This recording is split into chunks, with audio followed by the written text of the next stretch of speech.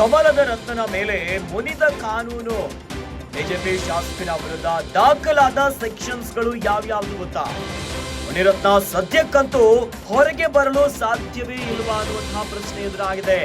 ಹಾಗಾದ್ರೆ ಮುನಿರತ್ನ ವಿರುದ್ಧ ಬಿದ್ದಿರುವಂತಹ ಕೇಸ್ಗಳು ಯಾವ್ಯಾವ್ದು ಗೊತ್ತಾ? ವೇಲು ನಾಯ್ಕರ್ ದೂರಿನ ಅನ್ವಯ ಹಾಕಲಾಗಿರುವಂತಹ ಸೆಕ್ಷನ್ಸ್ಗಳು ಅಟ್ರಾಸಿಟಿ ಕಾಯ್ದೆಯ ಸೆಕ್ಷನ್ಸ್ 3(1)RS. ಪರಿಶಿಷ್ಟ ಜಾತಿ ಅಥವಾ ಪರಿಶಿಷ್ಟ ಪಂಗಡದವರಿಗೆ ಅವಮಾನ ಮಾಡಿರುವಂತದ್ದು, ಉದ್ದೇಶಪೂರ್ವಕವಾಗಿಯೇ ಅವಮಾನಿಸುವಂತ ರೀತಿ ನಿಂದನೆಯನ್ನು ಬೆದರಿಕೆಯನ್ನ ಹಾಕುವುದು. ಇನ್ನು ಪರಿಶಿಷ್ಟ ಜಾತಿ ಪರಿಶಿಷ್ಟ ಪಂಗಡದವರಿಗೆ ಜಾತಿಯ ಹೆಸರಿನಲ್ಲಿ ನಿಂದಿಸೋದು. 153A ಫಾರ್ ಆಲ್ ಬಿ ಬೇರೆ ಜಾತಿಗೆ ಉದ್ದೇಶಪೂರ್ವಕವಾಗಿ ಅವಮಾನಿಸುವುದು. ಪೂರ್ವಾಗ್ರಹ ಪೀಡಿತವಾಗಿ ಜಾತಿಯ ಬಗ್ಗೆ ದ್ವೇಷವನ್ನ ಹರಡುವುದು. ಇನ್ನು 509 ಮಹಿಳೆಯ ಗೌರವಕ್ಕೆ ಧಕ್ಕೆಯನ್ನ ತರುವಂತದ್ದು. 504 ಉದ್ದೇಶಪೂರ್ವಕವಾಗಿ ನಿಂದಿಸಿ ಅಶಾಂತಿಗೆ ಪ್ರೇರಿಸುವಂತಹ ಪ್ರಕರಣ ಆಗಿರುತ್ತೆ.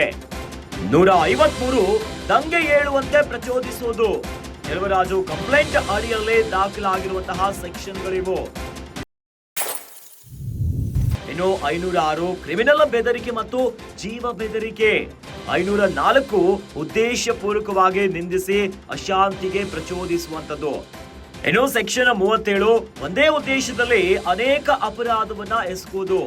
385 ಸುಲಿಗೆಗೆ ಬೆದರಿಕೆ ಮತ್ತು 420 ವಂಚನೆಯನ್ನ ಮಾಡುವಂತಹ ಕೇಸ್ಗಳು. ಜೀವ ಬೆದರಿಕೆ ಮತ್ತು ಜಾತಿ ನಿಂದನೆಯ ಕೇಸ್ನಲ್ಲಿ ಈಗ RR ನಗರದ ಶಾಸಕ ಮುನಿರತ್ನ ಪೊಲೀಸರ ಅತಿಥಿಯಾಗಿದ್ದಾರೆ. ಕಮಲದ ರತ್ನನ ಮೇಲೆ ಈಗ ಕಾನೂನು ಮುನಿದು ಬಿಟ್ಟಿದೆ. ಬಿಜೆಪಿ ಶಾಸಕನ ವಿರುದ್ಧ ದಾಖಲಾಗಿದೆ ಪ್ರಕರಣ. ಹಾಗಾದ್ರೆ ಯಾವ್ಯಾವ ಸೆಕ್ಷನ್ಸ್ ಗಳಲ್ಲಿ ಮುನಿರತ್ನ ಈಗ ಸಿಲುಕು ಬಿಟ್ಟಿದ್ದಾರೆ? ವೇಲು ನಾಯ್ಕರ್ ದೂರಿನ ಅನ್ವಯ ಹಾಕಲಾಗಿರುವಂತಹ ಸೆಕ್ಷನ್ಸ್ ಗಳನ್ನ ಗಮನಿಸೋದಾದ್ರೆ ಅಟ್ರಾಸಿಟಿ ಕಾಯ್ದೆಯ ಸೆಕ್ಷನ್ಸ್ ಗಳ ಅನ್ವಯ ಆಗತ್ತೆ. ಪರಿಶಿಷ್ಟ ಜಾತಿ ಅಥವಾ ಪರಿಶಿಷ್ಟ ಪಂಗಡದವರಿಗೆ ಅವಮಾನ ಮಾಡಿರುವಂತಹ ವಿಚಾರ. ಇನ್ನು ಉದ್ದೇಶಪೂರ್ವಕವಾಗಿಯೇ ಅವಮಾನಿಸಿರುವಂತಹ ರೀತಿ ನಿಂದನೆ ಮತ್ತು ಬೆದರಿಕೆಯನ್ನ ಹಾಕಿರುವಂತಹ ಸೆಕ್ಷನ್ಸ್ ಗಳ ಅನ್ವಯ ಆಗುತ್ತೆ.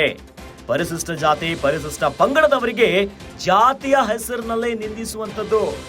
ಸೆಕ್ಷನ್ 153A ಬಾರ್ ಆಲ್ ಬಿ ಬೇರೆ ಜಾತಿಗೆ ಉದ್ದೇಶಪೂರ್ವಕವಾಗಿಯೇ ಅವಮಾನಿಸೋದು.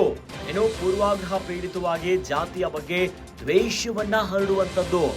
509ನ ಸೆಕ್ಷನ್ ಅನ್ನ ಗಮನಿಸಿದ್ರೆ ಮಹಿಳೆಯ ಗೌರವಕ್ಕೆ ಧಕ್ಕೆ ತರುವಂತದ್ದು.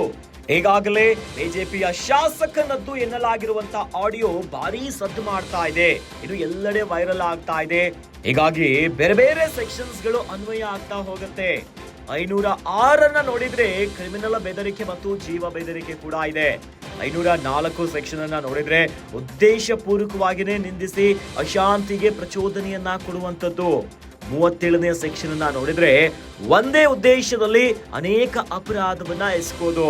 385 ಸುಲಿಗೆಗೆ ಬೆದರಿಕೆಯನ್ನ ಹಾಕಿ 420 ವಂಚನೆಯನ್ನ ಮಾಡೋದು. ಇವೆಲ್ಲ ಸೆಕ್ಷನ್ಸ್ ಗಳು ಅನ್ವಯ ಆಗಿದೆ. ಈ ಮೂಲಕವಾಗಿ ಶಾಸಕ ಮುನಿರತ್ನ ಮೇಲೆ ಕಂಪ್ಲೇಂಟ್ ದಾಖಲಾಗಿದೆ. ಇನ್ನು ವಿಚಾರಣೆ ಆಗ್ತಾ ಇದೆ. ಇವೆಲ್ಲ ಸೆಕ್ಷನ್ ಅನ್ನ ಗಮನಿಸಿನೇ ಸದ್ಯಕ್ಕೆ ಶಾಸಕ ಮುನಿರತ್ನ ಇವೆಲ್ಲದರಿಂದ ಪಾರಾಗಲ್ಲ ಅನ್ನುವಂತ ಮಾತುಗಳು ಕೇಳಿ ಬರ್ತಾ ಇದೆ.